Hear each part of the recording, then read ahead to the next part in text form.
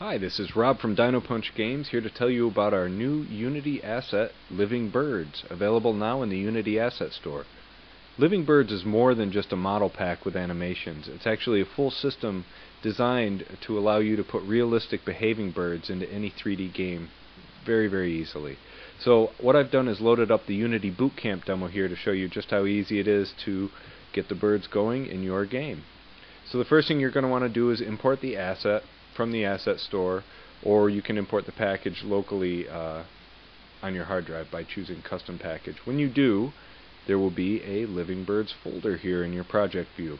Everything you need is within that directory.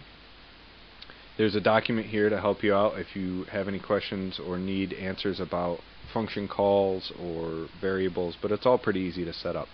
Another important note is that the birds prefabs are actually sitting in this resources folder.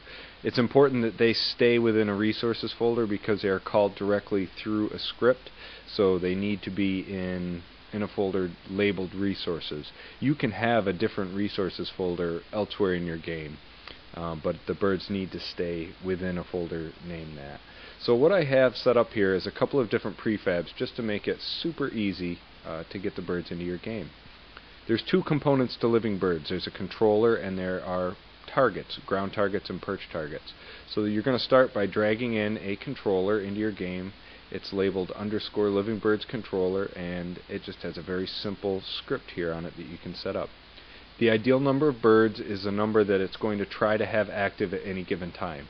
It might have a little bit more, it might have a little bit less, but it's going to aim for that number. The maximum number of birds is pretty self-explanatory. It will never have more than this number. Current camera is an exposed variable in case your game has a complicated camera system that switches cameras often. You're going to want to let the controller know what the active camera is at any given time. If you only use one camera, this will automatically seek out the camera object that's tagged with the main camera tag, and there's a function call that you can use that will update cameras if it changes. It's important that the bird controller know what the existing main camera is at any moment, because the birds will flock around the camera. They'll also spawn and unspawn off camera, so it needs to know. The unspawn distance is a radius around the camera. If a bird goes outside of this radius, they will unspawn as long as they're not visible.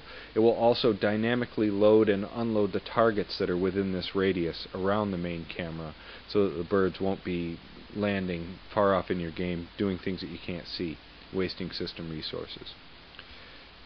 The last option here is the ground layer. This is a physics layer. If you have a very complicated game, this Bootcamp demo is quite complicated, with a lot of different colliders in place. Like this one, you can see all these different colliders that this game has in here. The system can get confused. The way that it works is that when a bird wants to land on the ground, it will go to a target, choose a random point within that target, and then raycast down until it hits the ground layer. If you have tons of colliders in your scene, that raycast can get confused. So if that is the case, it is important to let it know what the ground layer is. Here we set it up as a terrain layer. If you don't have a lot of colliders in your scene, it's not important. But if you notice birds floating in the middle of the air, that's probably where you need to fix it. And then here are just options of what breed of bird you want to have in your game. Each one of these birds has different calls that are all actually for that breed of bird, so you get a realistic set of sounds around your birds once you get them into the scene.